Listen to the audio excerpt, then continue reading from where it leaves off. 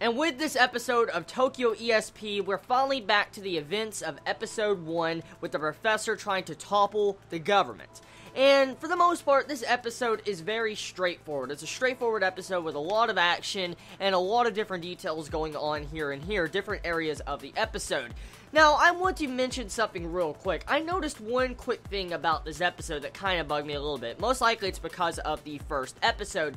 But I felt like there was a lot of stuff cut out in this episode. Mainly when you saw Rinka trying to get into the bus and all that, and all those fights with the different powers, Esper powers we were seeing display, like the Vine power, the electric power, and all that type of stuff. Well, I felt like there was something cut out right there. I honestly did. I felt like there was something missing in that scene. I don't know if it was supposed to be like that. I don't know if they cut something out. But to me, it felt like something was cut out there. I understand the other fights and stuff and how Rinka got there because that was in the first episode. They used the first episode to show other fights going on in the city.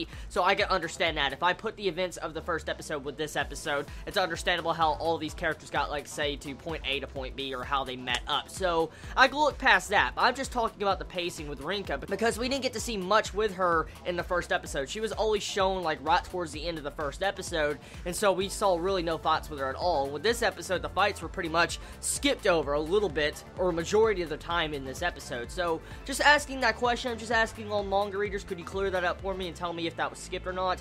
But anyways, the episode introduces something very interesting.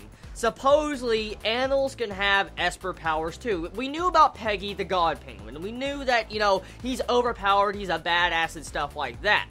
But I had no idea that other animals could get Esper powers. For instance, a pelican in this episode can actually read people's thoughts or understand what they're thinking and stuff. And so you see this pelican talking to Crowhead in this episode. It's like, I want to find a mate. And I'm like, you better watch out, Crowhead. Your name is Crowhead for a reason. You're a bird, you're a dude, that's a girl, she wants to mate you. I'm like, what the fuck? You better watch out. So that's exactly what I was thinking at that point. But besides that, I felt like the episode, for the most part, like I said, it was just so straightforward. It's a straightforward episode, a lot of action going on. You pretty much have all your characters going from, like, say, point A to point B, trying to get to the floating freaking building in the sky above Tokyo, and trying to stop the professor. And with the events at the end of this episode, you see, you know, Minami about to attack Rinka. They're finally going to have their duel, and it's a one-on-one starting that most likely will end next episode. Now, necessarily with this episode, I don't know technically how many chapters are left in the manga. For instance, I know, as I was told, like, there's like 30-something chapters. I remember when the series started, there's like 30-something chapters. Now, I don't know how far they've adapted with this adaptation of Tokyo ESP, but like I said, if any manga readers can clarify for me, please let me know, because I'm curious, like, how many chapters have they already adapted with this series, how many is left to go, and, I mean, is there a possibility that this might get a Season 2 very soon, because I've actually enjoyed this series a lot. It's a really good series, it's very fun, and I love the different references to, you know, comic book characters.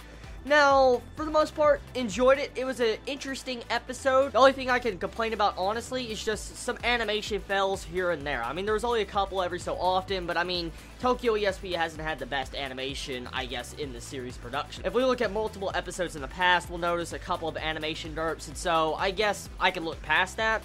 But that's the only thing I saw wrong with this episode. Besides that, great episode. So tell me your thoughts in the comments below. Love you all so much. You have a wonderful day or night wherever you live. Please be safe. Chibi out.